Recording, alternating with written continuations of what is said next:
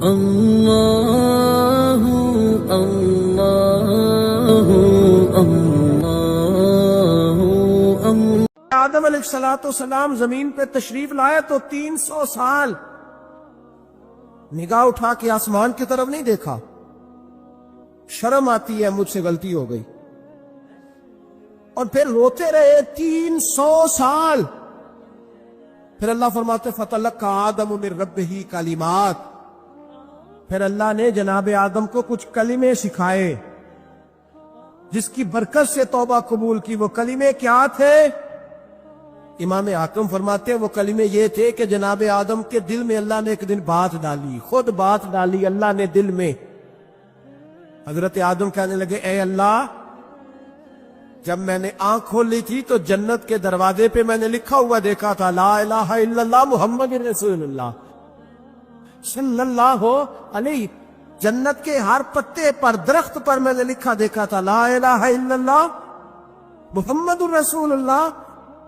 تو جناب آدم کہنے لگے اے اللہ، وہ جو رسول جن کا نام تو نے جگہ جگہ لکھا ہے ان کے وسیلے سے ہی میری توبہ قبول فرما۔ تو رب کریم نے فرمایا اچھا حبیب کی بات کرتے ہو، چلو آدم فتاب علیہ انہ هو التواب الرحیم، جا میں نے تیری توبہ قبول کی، میں ہوئی بڑا مہربان، میں ہوئی بڑی توبہ قبول کرنے والا۔ شیخ سعدی فرمایا کرتے تھے اگر تیرے باپ کی توبہ، جناب آدم کی توبہ مصطفیٰ کے وسیلے سے قبول ہوتی ہے، تو کیوں انکاری ہو گیا ہے؟ تو کیوں انکاری ہو گیا؟ کیوں نہیں حضور کا وسیلہ مانگتا؟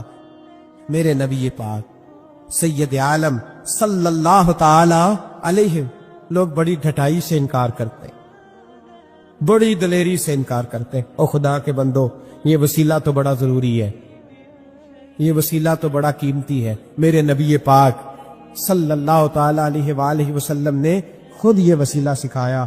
صحابہ اس کے قائل تھے، صحابہ تو دروازے رسول پہ جا رہے، ایک بار نہیں بار بار جا رہے، تو اکڑ کے پھر رہا ہے، اکڑ کے پھر رہا ہے۔ بڑی ضروری ہے یہ بات کرنی، بڑی ضروری، اور یہ بات آپ کے لیے سیکھنی، ذرا غور کریں۔ شیطان کی غلطی کیا ہے پتہ ہے آپ کو؟ اللہ کو نہیں مانتا تھا، لا الہ الا اللہ کو نہیں مانتا تھا، اللہ کو نہیں مانتا تھا، نہیں تو ہم تو پتہ نہیں نہ اس گل کا۔ اور میں تو اگر پوچھا نا آج دی خبر کی یہ تازی تو تمہیں پتہ ہے، اور بھائی اس کو بھی سمجھیں، یہ عقیدہ ہے، یہ ایمان ہے، میری منت ہے، اس کو سمجھ لو، یہ کام آئے گا۔ یہاں عجیب رٹا ہے، یہاں لوگ معاذ اللہ تبارک و تعالی اللہ کا نام لے کے در رسول سے دور کر رہے ہیں۔ بہت بڑا دھوکہ ہے، بہت بڑی زیادتی ہے، امت کے دلوں پر خنجر چلتا ہے، اور میرا تو کلیجہ پھٹتا ہے جب میں ایسی تحریریں پڑھتا ہوں سنتا۔ یار تو کیا بیان کر رہا ہے؟ ڈر اللہ سے مرنا نہیں، نبی پاک کو منہ نہیں دکھانا، تو کیا کر رہا ہے؟ بتا نا شیطان کی غلطی کیا تھی؟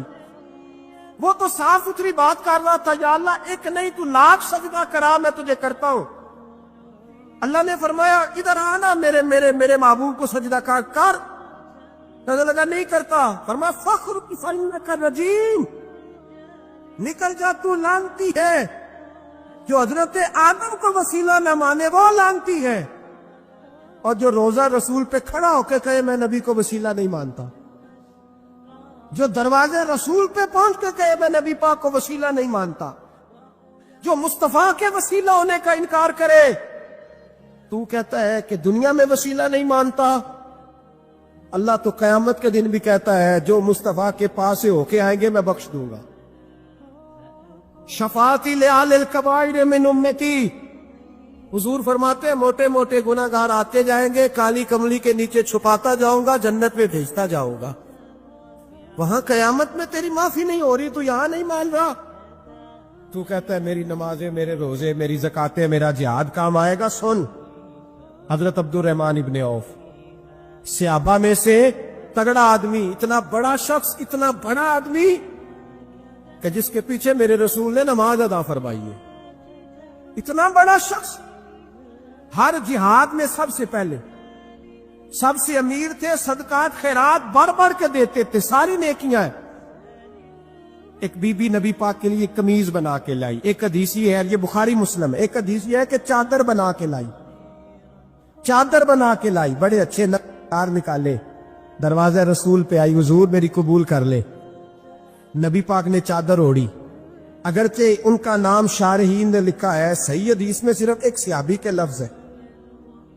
شارحین کہتے ہیں کہ وہ عبد الرحمن ابن عوف تھے، چلو یار کوئی اور بھی تھے تو صحابی تو تھے نا، صحابی سے زیادہ تو نیک عمل ہم نہیں نہ کر سکتے۔ وہ صحابی تھے یا حضرت عبد الرحمن ابن عوف تھے، آئے، آ کے کہنے لگے یا رسول اللہ بڑی پیاری لگ رہی ہے آپ کو چادر۔ حضور بنانے والے نے تو بڑی بنائی تھی، پر جب آپ پہ آئی ہے پھر تو نور علی نور ہی ہو گئی ہے۔ حضور بڑی پیاری، کیا بات ہے، کیا بات ہے، مکھ چند بدر شاہ شانی ہے، متھے چمک دی لاٹ نورانی ہے، کالی زلف تے اکھ مستانی ہے، مخمور اکھی ہن مد بھریاں، سبحان اللہ سبحان اللہ سبحان اللہ، ما اجمل کا ما اکمل کا۔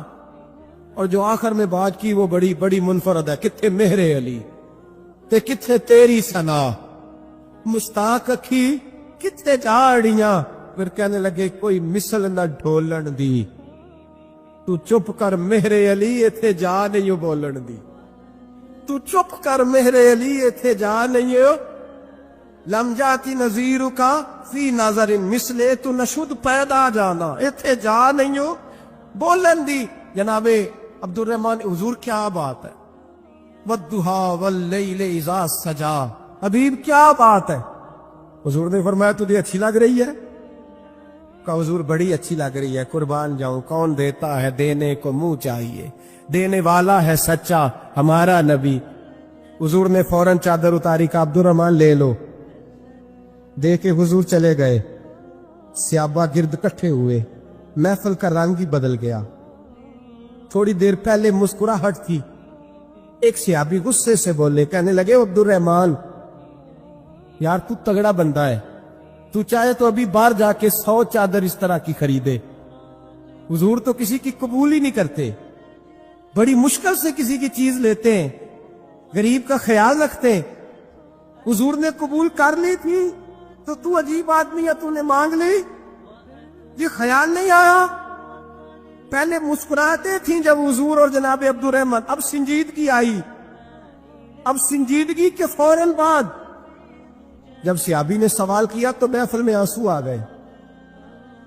حضرت عبد الرحمن رو پڑے، نمازیں بھی ہیں، جہاد بھی ہے، پر فخر میں کسی بات پہ رو پڑے، کہنے لگے او بیلیا تیرا کیا خیال ہے، میں نے اوڑھنے کے لیے لی ہے، پہننے کے لیے لی ہے؟ فرمانے لگے نہیں، اللہ کی عزت کی قسم، میں نے تو اس لیے لی ہے جب مروں گا تو گھر والوں کو کہوں گا مجھے نبی پاک کی چادر میں کفن دینا، اٹھانا بخاری پڑھنا، حضور کی چادر میں کفن دینا، اس لیے کہ مجھے پتا ہے جب مصطفیٰ کی چادر اوڑھ کے جاؤں گا تو اللہ بے حساب ہی بخشش فرما دے گا۔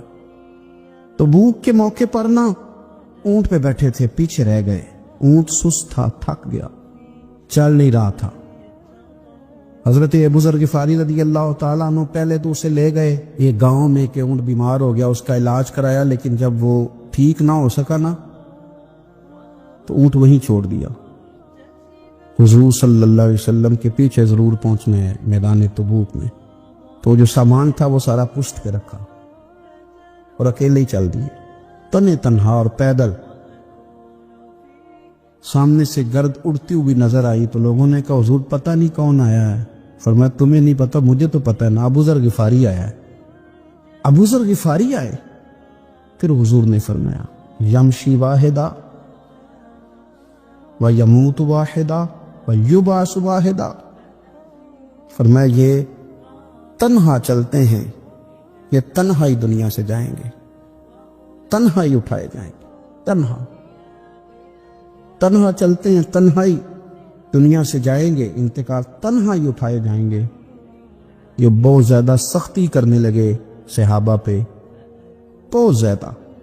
تو حضرت عثمان غنی رضی اللہ تعالیٰ عنہ نے فرمایا کہ آپ اپنے مزاج کے لحاظ سے تو درست ہیں، پر جو چیز آپ طاری کرنا چاہتے ہیں جب شریعت گنجائش دیتی ہے تو آپ کیوں اتنی سختی فرماتے ہیں؟ تو فرمانے لگے ٹھیک ہے پھر مجھے ربضہ جانے کی اجازت دے دو۔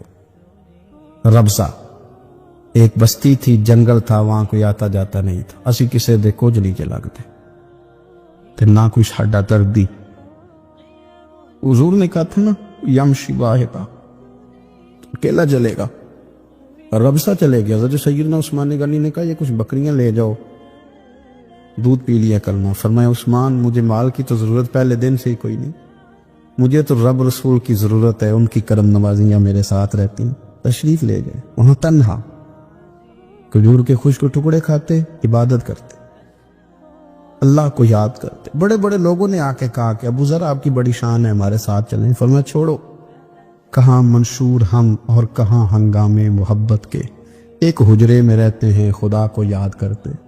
जरूरत कोई नहीं, जहां हूं ना वहां मैं ठीक हूं, हाजत नहीं। विसाल का वक्त आ गया, दुनिया से जाने का टाइम आ गया। अकेले हैं, बीवी है और बेटी है, जंगल का इलाका है, हज हो गया, रास्ते बंद हो गए, बीमार हो गए। अपनी अहलिया को बुला के कहने लगे अब मैं बचूंगा नहीं, अब जाने का वक्त आ गया। मैंने फकीरी जो हुजूर की देखी थी उसमें मैंने वक्त गुजारा है, और देख मैं जा भी फकीरी मेरा लै सजदा सा तोड़ दी पाई, जान भी दिती तेरा तेरे।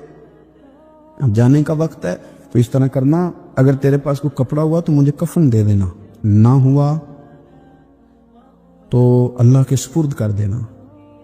कहा हम 2 औरतें हैं, जनाजा गुसल कफन। फरमाया रब जमात भेजेगा मेरे लिए, लोग आएंगे, मेरे नबी पाक ने मुझसे वादा किया था आएंगे ना लोग। तो अहलिया कहने लगी अबू ज़र आपको कैसे पता है कि आप इस सहरा में इंतकाल कर जाएंगे, अल्लाह शिफा देने वाला है। फरमाने लगे हम 3-4 लोग बैठे थे तो हुजूर ने फरमाया था तुम में से एक शख्स सहरा में अकेला इंतकाल कर जाएगा। वो मेरे जितने बाकी साथी थे वो सारे इंतकाल कर गए, अब मैं अकेला ही बचा, मुझे पता है वो मैं ही हूं। तो तुम देखना तुम्हें कोई ना कोई मिल जाएगा गुस्ल कफन के लिए। आपकी अहलिया कहती हैं कि मैं उठी, कभी दौड़ के मैं बाहर जाती, सड़क पे जाके देखती कोई गुजर रहा है, फिर मैं आके कहती हज खत्म हो गया है, रास्ते बंद हो गए हैं, कौन आएगा जंगल में। फिर मैं आके उनकी तीमारदारी करती, फिर उठ के जाती, फिर मैं आके तीमारदारी करती। अचानक मेरी नजर पड़ी तो एक छोटा सा काफिला आ रहा था। उस काफिले में चंद लोग थे और सबसे बढ़कर सहाबी रसूल हजरत अब्दुल्ला इब्ने मसूद भी थे। मैंने उनको इशारा किया तो वो दौड़े आए, कहने लगे बहन क्या है। मैंने कहा यहाँ एक शख्स है, तुम्हारी थोड़ी सी जरूरत है उसको। तो अब्दुल्ला इब्ने मसूद कहने लगे कौन है बीबी। कहते हैं मैंने कहा कि वो अबू ज़र गिफारी हैं। तड़प के रोए अब्दुल्ला इब्ने मसूद, तड़प के कहने लगे अबू ज़र मेरे नबी पाक का प्यारा, मेरे माँ भी उस पर कुर्बान, तेरा बाप भी कुर्बान, किधर है जल्दी बताओ। कहते मैं ले आई। 4-5 लोग थे वो। तो सैयदना अबू ज़र गिफारी कहने लगे अब्दुल्ला मेरा विसाल हो जाएगा, लेकिन याद रखना मेरी बीवी के पास कफन के लिए कपड़ा मौजूद नहीं। और लहो सजना सा तोड़ ही नहीं पाई, जान भी दिती तेरा तेरे, कफन के लिए कपड़ा नहीं है। लेकिन तुम में से ना वो बंदा कोई कपड़ा ना दे जो कभी किसी सरकारी ओहदे पे रहा हो, वो बंदा मेरे कफन के लिए कपड़ा ना दे किसी सरकारी ओहदे पे रहा हो। एक अंसारी जवान कहने लगा अबू ज़र मैं कभी किसी ओहदे पे नहीं रहा, अगर आप मेरी चादर कबूल कर लें कफन के लिए। मैं ठीक है, मैंने ना हुजूर के तरीके पर जिंदगी गुजारी है, चुप करके मेरा जनाजा पढ़ देना और मुझे कहीं और ना लेके जाना।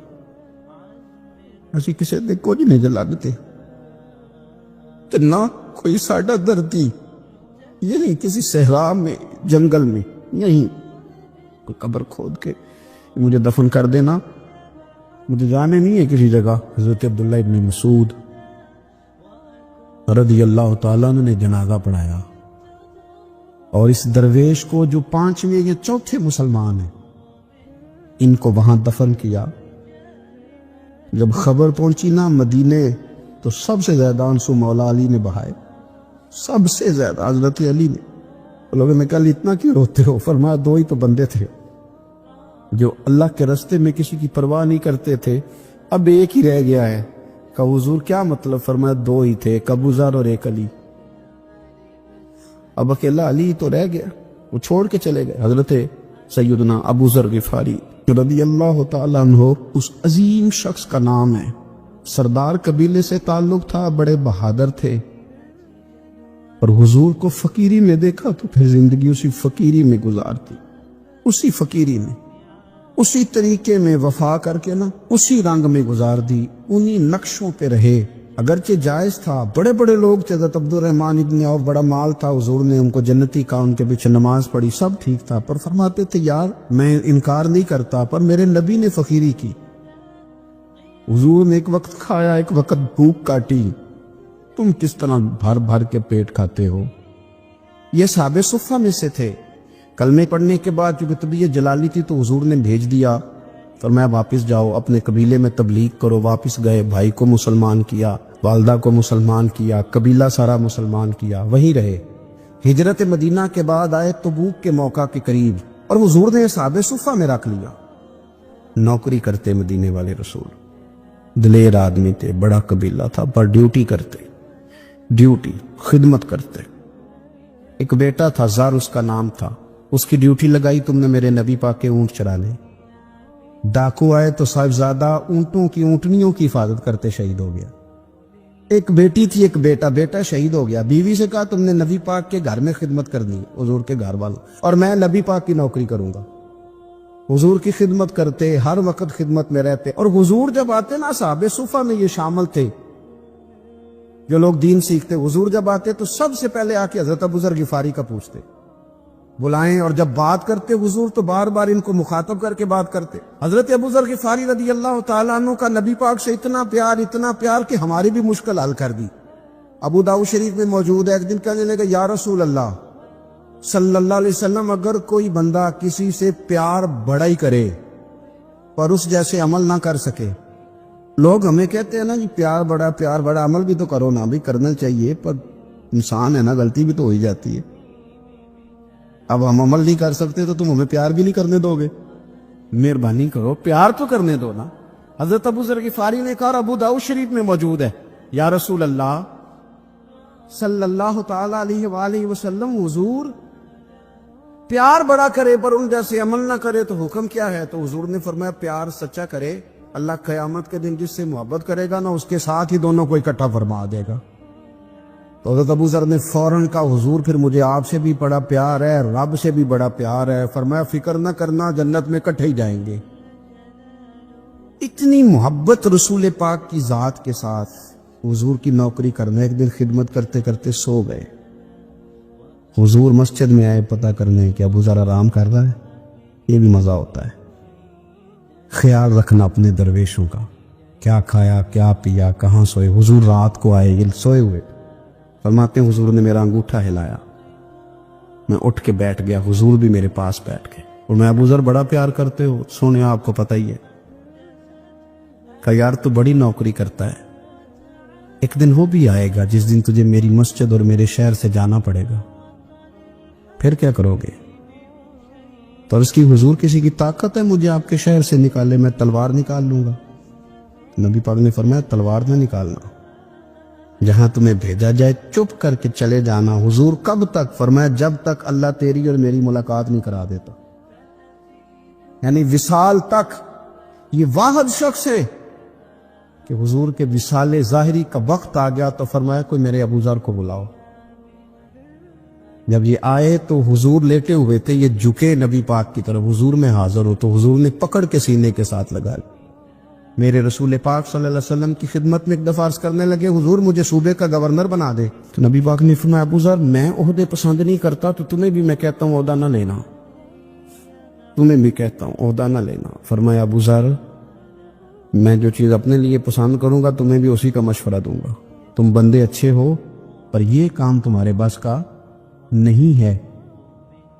بڑے زاہد آدمی میرے رسول کریم صلی اللہ تعالی علیہ وآلہ وسلم نے ان کے بارے میں فرمایا جس طرح نبیوں میں حضرت عیسیٰ علیہ السلام ہوئے، دیکھیں نا انبیاء میں اللہ تعالیٰ نے ہر قسم کی عظمت نبیوں کو دی۔ جناب سلیمان علیہ السلام کا تو تخت بھی ہوا میں اڑتا تھا، جن تک تابع دار تھے، اور نبیوں میں حضرت عیسیٰ بھی ہیں جن کے پاس گھر بھی کوئی نہیں، شادی بھی کوئی نہیں کی، اینٹ سرانے رکھ کے تکیہ بناتے، ایک ان کے پاس کنگھی تھی اور ایک پیالہ تھا۔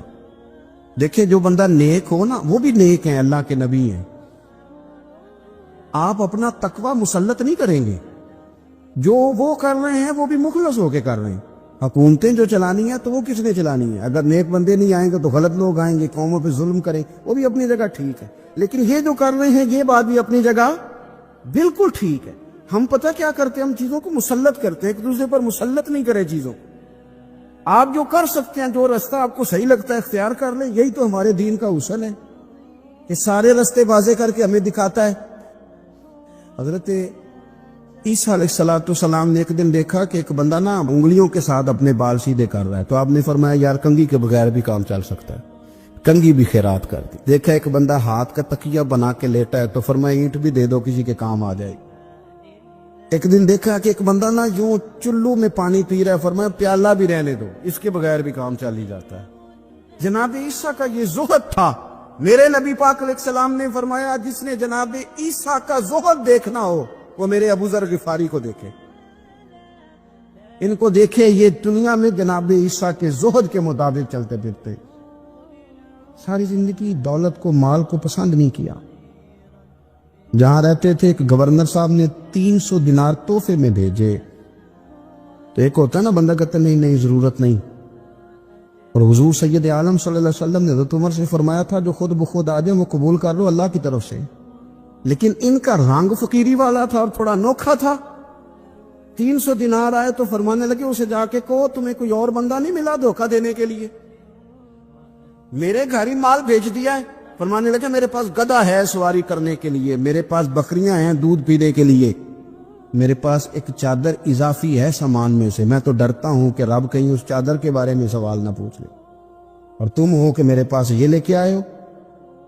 حضرت عثمان غنی کے پاس جا کے کہا کرتے کتنا لوگوں کے پاس پیسہ آ گیا ہے، ہر بندے کے گھر میں مال ہے، یہ کیا ہو رہا ہے، لوگوں سے کہیں خرچ کرے غریبوں پہ۔ عثمان غنی فرمانے لگے تمہیں تو خوش ہونا چاہیے کہ میرے دور میں لوگ خوشحال ہو گئے۔ آپ فرمانے لگے نہیں، وہ والا رنگ زیادہ بہتر ہے جو مدینے والے نے اختیار فرمایا، کیونکہ کچا رنگ للاری والا چڑھدا تے لیندا رہندا عشق تیرے دا رنگ محمد، جدوں چڑھ جائے پھر نہیں لین۔ حضرت مصعب ابن عمیر بڑے مالدار تھے اور بڑے مہنگے جوڑے پہنتے تھے، پھر اللہ نے کرم کیا اور حضور کی غلامی میں آ گئے۔ میں حضرت مصعب ابن عمیر کو پڑھ کے نا ایک جملہ میں نے نیچے لکھا ہے، میں نے کہا اس کا مطلب ہے کہ سوٹوں میں، کوٹھیوں میں، گاڑیوں میں سکون نہیں، سکون تب بھی ہے جب ضمیر مطمئن ہو جائے۔ مالدار آدمی تھے پر یہاں پھٹے پرانے کپڑوں میں آ گئے، اس لیے کہ وہاں سب کچھ تھا، دل مطمئن نہیں تھا۔ تو پہلے حبشہ گئے ہجرت کر کے، پھر مکے واپس آئے، نوجوان آدمی، بوڑھا آدمی نہیں، جوان۔ نبی پاک صلی اللہ علیہ وسلم نے ڈیوٹی لگائی، فرمایا مدینے مجھ سے پہلے جاؤ، جا کے تبلیغ کرو۔ یہ وہاں گئے، کسی کے گھر میں، حضرت اسد بن زرارہ رضی اللہ تعالیٰ عنہ کے گھر میں ڈیرا لگایا۔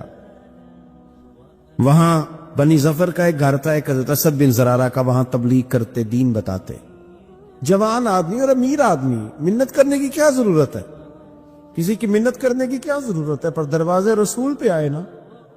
حیدر شاہ اس گلی کدے نہ رول دی، پر ان تے رول گئی نا، آئے نا تو آ کے حضور کی بارگاہ سے پیغام لے کے یہاں پہنچ گئے۔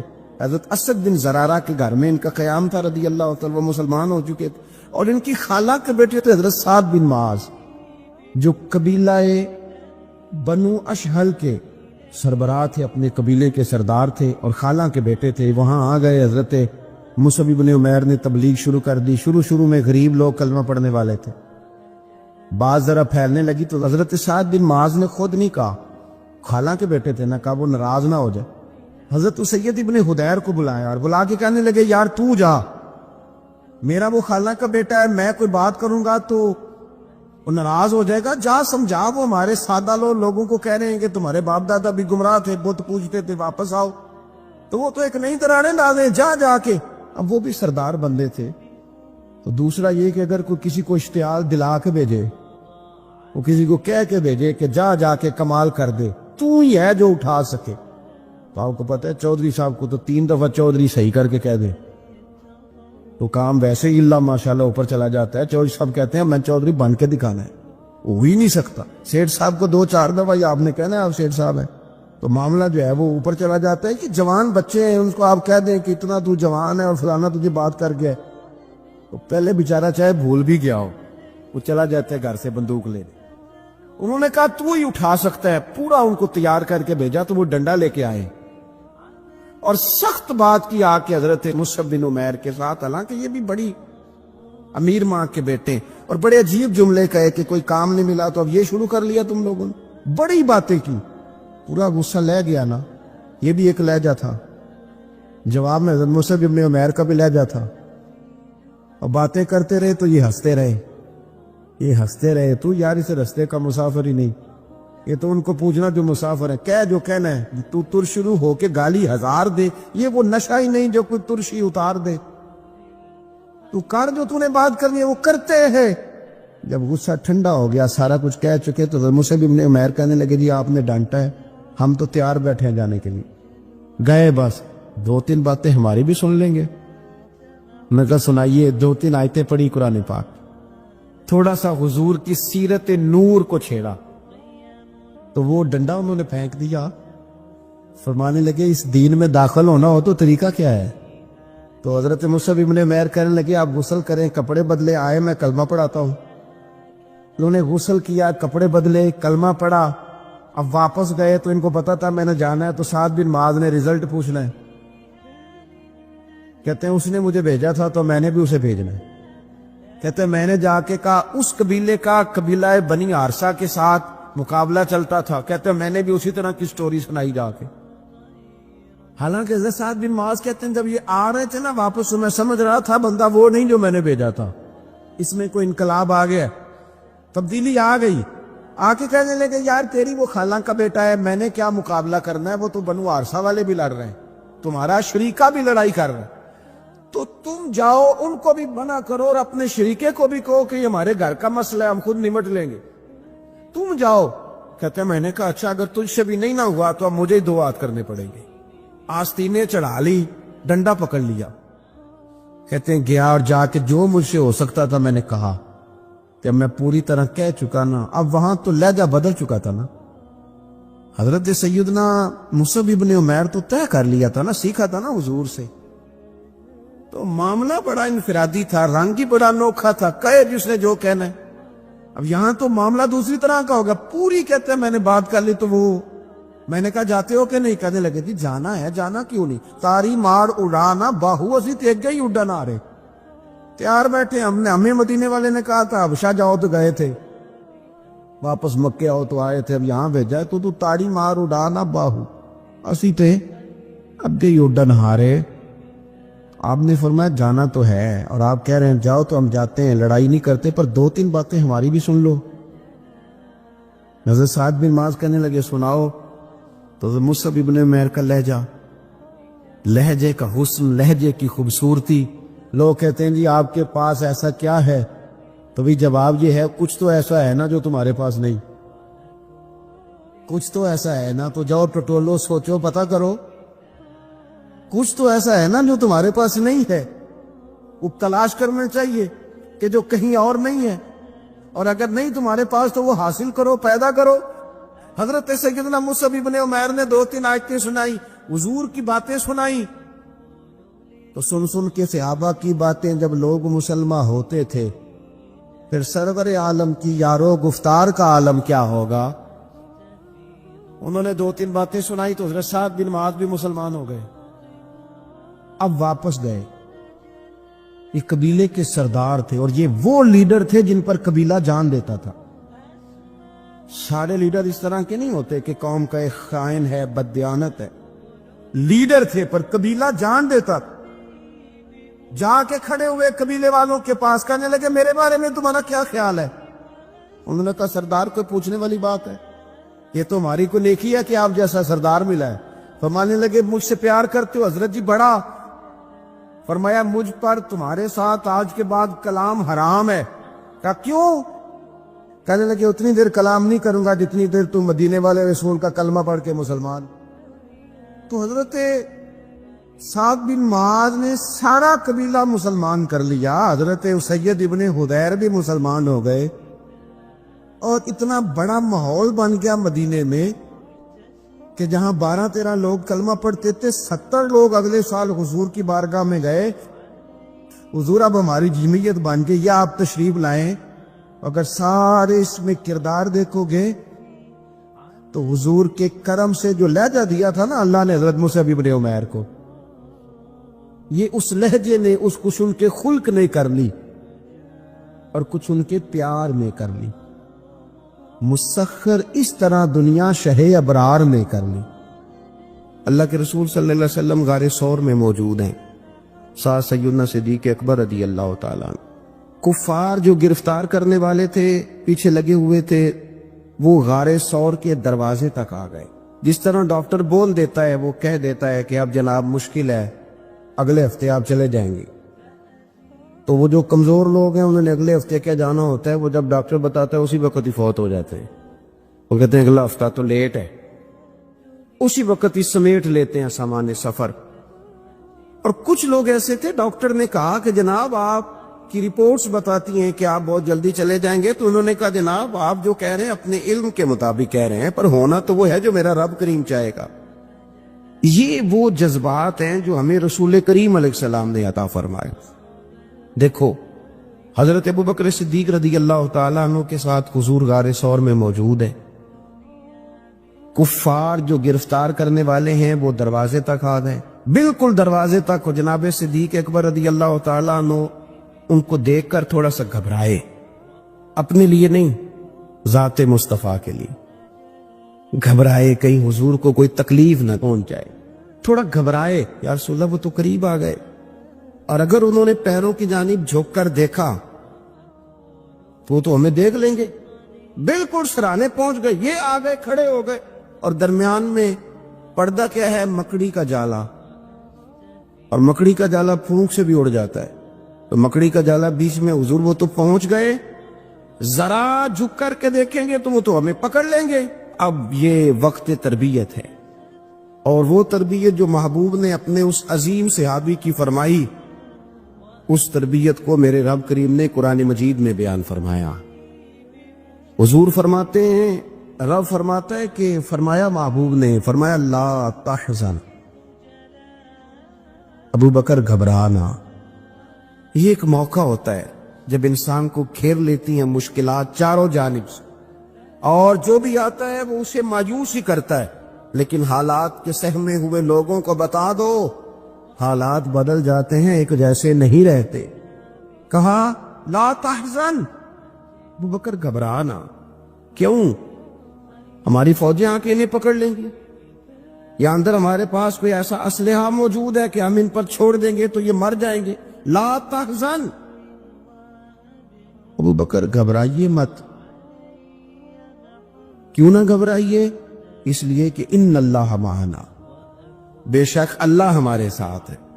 جن کے ساتھ رب ہو انہیں گھبرانا نہیں چاہیے۔ انہیں گھبرانا، یہ جو مسلح کی قوت ہوتی ہے، یہ دعا کی طاقت ہوتی ہے، دعا صلاح المومن، یہ جو قوت ہوتی ہے انسان کے پاس، یہ جو اس کے پاس ہتھیار ہوتا ہے کہ آج رات منا لوں گا، میرا رب کرم فرما دے گا، یہ جو اس کے پاس قوت ہوتی ہے، یہ اسے کمزور نہیں پڑنے دے،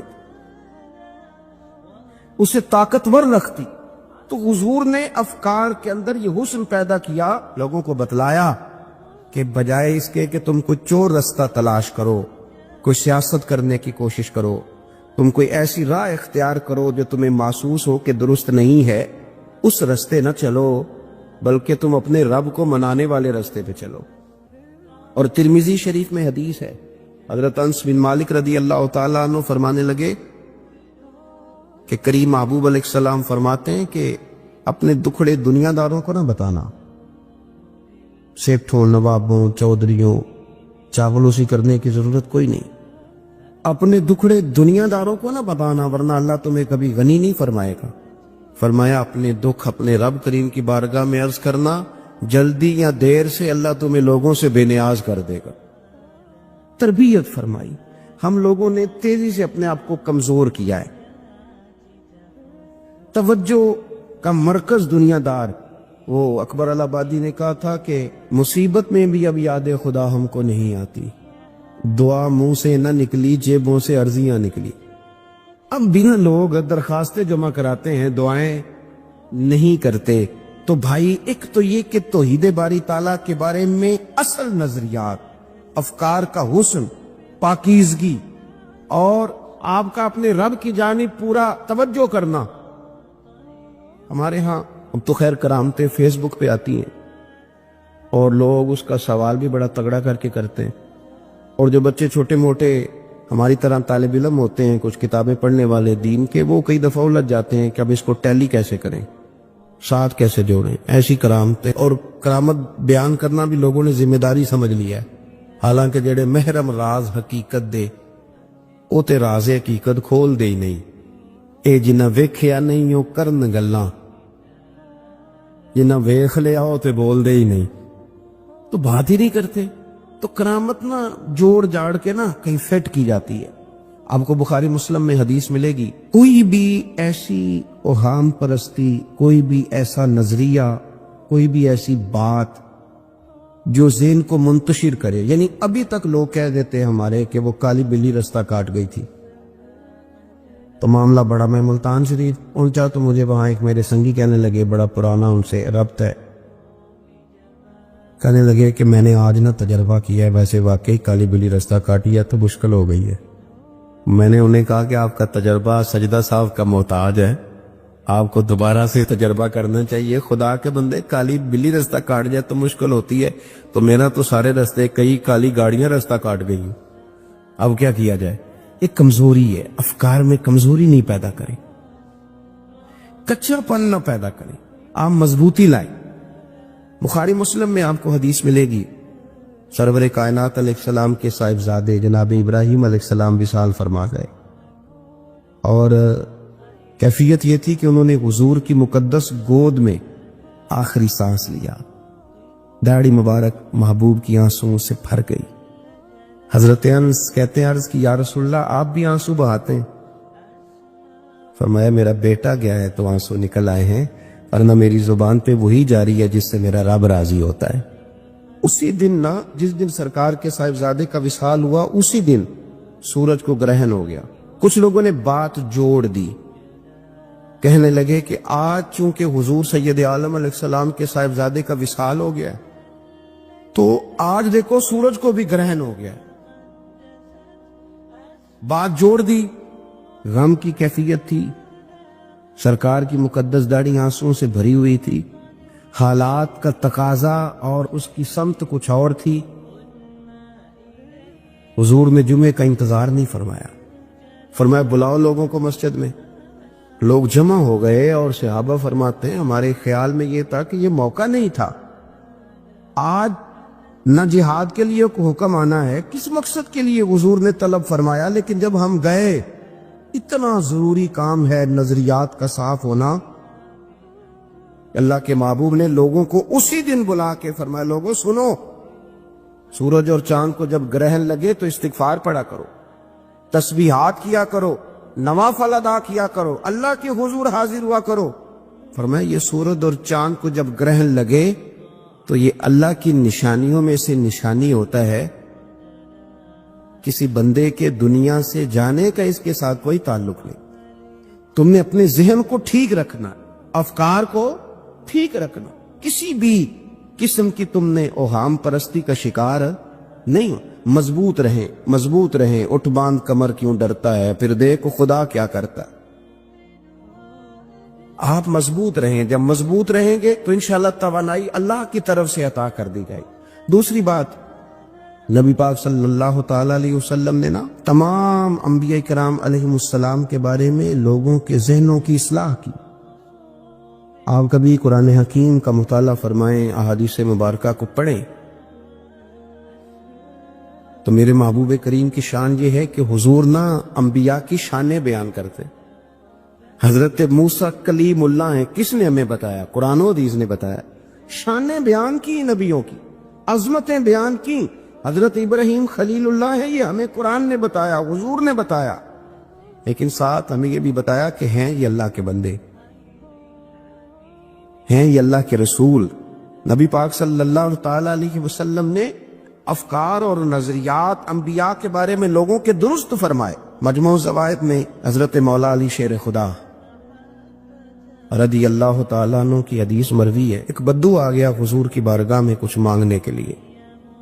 मौला कायनात رضی اللہ تعالیٰ عنہ فرماتے سرکار جب کسی بات کا جواب نہ دینا چاہتے تھے تو خاموش ہو جاتے تھے، کچھ دیر خاموش رہتے تھے. اور حضور کا خاموش رہنا بھی ہمارے محدثین نے محفوظ کیا ہے. اقسام حدیث میں سے ایک حدیث ہے جسے حدیث تقریری کہا جاتا ہے. وہ حدیث ہے جس میں حضور خاموش رہے. کوئی کام کیا گیا تو سرکار خاموش رہے. حضرت مولا علی کہتے ہیں حضور نہ خاموش ہو گئے، لیکن چونکہ دیہاتی تھا، سادہ تھا، اس نے جب بار بار گفتگو چھیڑنا چاہی تو پھر حضور نے فرمایا چل پھر مانگ لے کیا مانگتا ہے، مانگ لے پھر کیا مانگتا ہے، کر سوال. دیہاتی تھا، سادہ آدمی تھا. مولا کائنات فرماتے ہیں ہمیں یوں لگا کہ اب نہ یہ آخرت اپنی سوار جائے گا، جنت کا سوال کرے گا، لیکن بڑا ہی سادہ تھا. مانگنے پہ بھی آیا تو کیا مانگا؟ کہنے لگا یا رسول اللہ صلی اللہ علیہ وسلم میں نے سفر کرنا ہے، مجھے ایک اونٹنی عطا کر دیتے. حضرت سلطان باہو سے کسی نے کہا کہ بڑے لوگ مرید ہوتے ہیں، تو فرمانے لگے رابطہ طالب کوئی نہیں ملے، جو ملے طالب زرد آؤ. تو بہت سارے لوگ ایسے آتے ہیں جو کامل شیخ کے پاس بھی آ کے کہتے ہیں دکان کوئی نہیں چلتی. یہ تو کسی سیٹ سے مشورہ کر لیتے، کاروبار چلانے کا آپ کو ڈھنگ بتا دیتا. یہ یہاں کے بھی آپ نے یہی سوال کیا، یہاں پہنچ کے بھی یہی سوال. تو نبی پاک صلی اللہ تعالی علیہ وسلم سے کہنے لگا ایک اونٹ دے دیں آنے جانے کے لیے. حضرت علی کہتے ہیں ہمیں بڑا افسوس ہوا یار، تو آیا کہاں پہ ہے اور تو مانگ کیا رہا ہے؟ تو بارگاہ دیکھ اور اپنا سوال دے. تو کہاں کھڑا ہے، کیا مانگ رہا؟ حضور مسکرائے اور مسکرا کر کے فرمایا کہ اونٹ تجھے دیا، چل کچھ اور بھی مانگ لے. حضرت علی کہتے ہم نے کہا اب جنت مانگے گا یہ حضور سے؟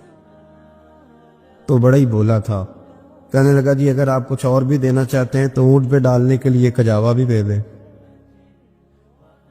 تو حضرت مولا علی شیر خدا فرماتے ہمیں پھر بڑا افسوس ہوا کہ یار دیکھو اتنا چانس ملا پھر کھو دیا.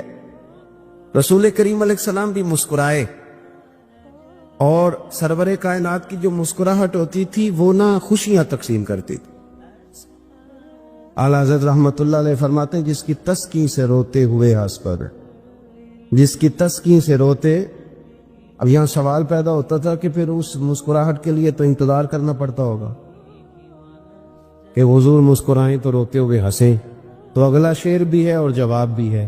فرمانے لگے جس کی تسکین سے روتے ہوئے ہنس پڑے، اس تبسم کی عادت پہ لاکھوں سلام.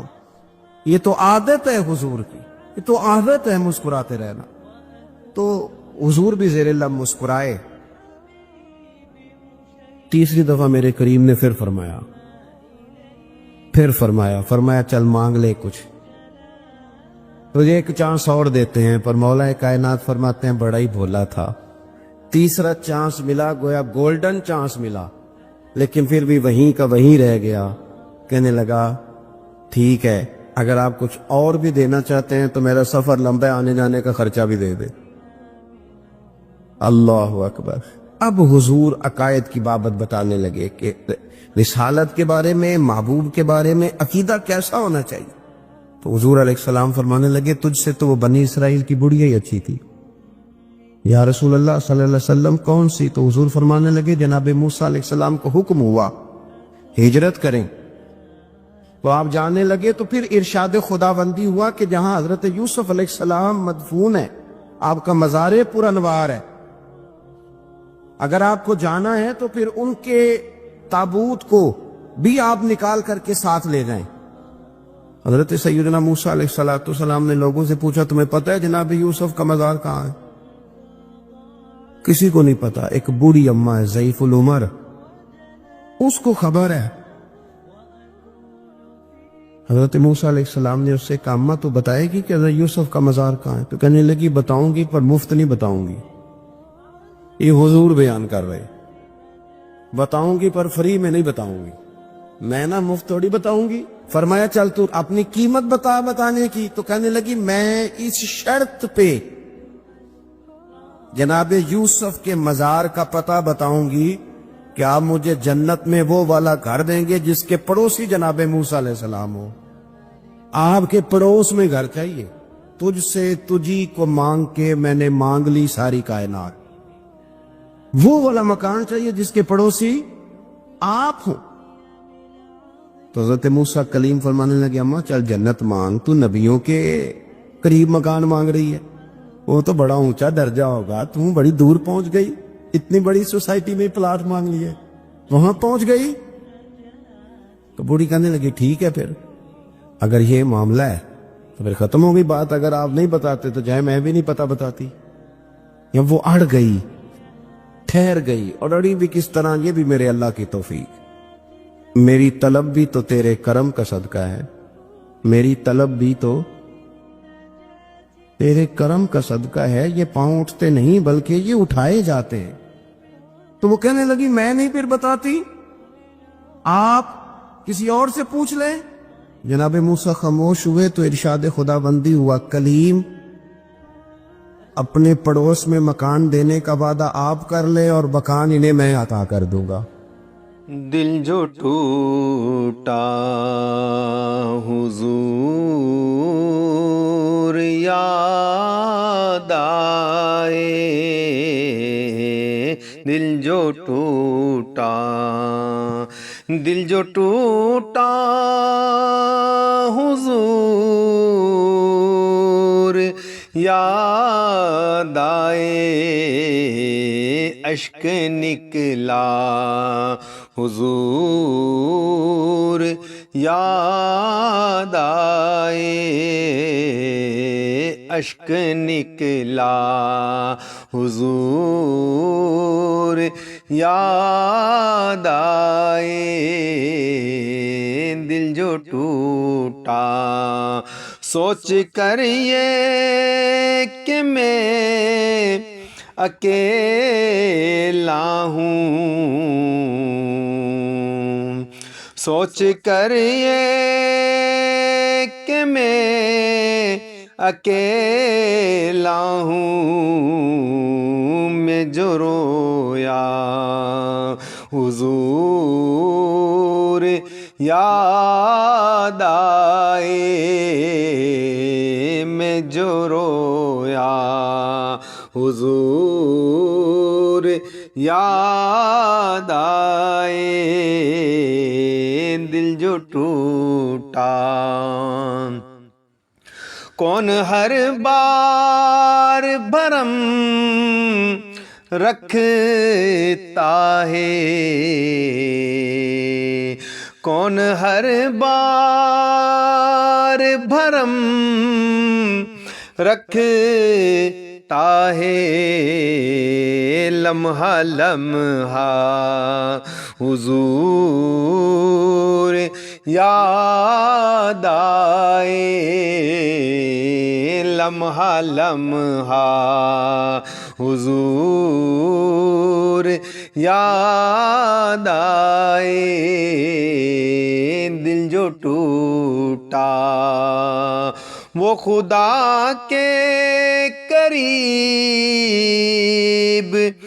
ہے اتنا, وہ خدا کے قریب ہے اتنا, جس کو جتنا حضور یاد آئے, جس کو جتنا حضور یاد آئے, دل جو ٹوٹا. اور بے خودی میں جو آنکھ بھر آئی, بے خودی میں جو آنکھ بھر آئی, ضبط بکھرا حضور یاد آئے, ضبط بکھرا حضور یاد آئے, دل جو ٹوٹا. ابن حیدر حسین کے غم میں، ابن حیدر حسین کے غم میں دل جو تڑپا حضور یاد آئے، دل جو تڑپا حضور یاد آئے، دل جو ٹوٹا حضور یاد آئے، اشک نکلا حضور یاد آئے۔ السلام علیکم دوستو، آج میں آپ کے سامنے ایسا بیان شیئر کر رہا ہوں جس میں حضرت آدم علیہ السلام کا ذکر ہے۔ دوستو، اس بیان کو اپنے دوستوں اور رشتہ داروں کے ساتھ زیادہ سے زیادہ شیئر کیجیے تاکہ وہ اس سے مستفید ہو سکیں۔ دوستو، اسلامی بیان ہمارے ذہنی اور قلبی سکون کو فائدہ پہنچاتے ہیں، تو زیادہ سے زیادہ اس ویڈیو کو شیئر کیجیے، ہمارے چینل کو سبسکرائب کیجیے، ویڈیو کو لائک کیجیے اور ایک اچھا سا پیارا سا کمنٹس بھی پیش کیجیے۔ دوستو، زیادہ سے زیادہ اس ویڈیو کو شیئر کیجیے۔ نبی پاک علیہ الصلوۃ والسلام نے فرمایا کہ نیکی پھیلانا بھی صدقہ جاریہ ہے، تو اسے زیادہ سے زیادہ شیئر کیجیے اپنے دوستوں کے ساتھ، رشتہ داروں کے ساتھ اور لوگوں کے ساتھ اس کو شیئر کیجیے تاکہ وہ بھی اپنے ایمان کو تازہ کر سکیں، ذہنی اور قلبی سکون حاصل کر سکیں۔ تو دوستو، زیادہ سے زیادہ اس ویڈیو کو شیئر کیجیے۔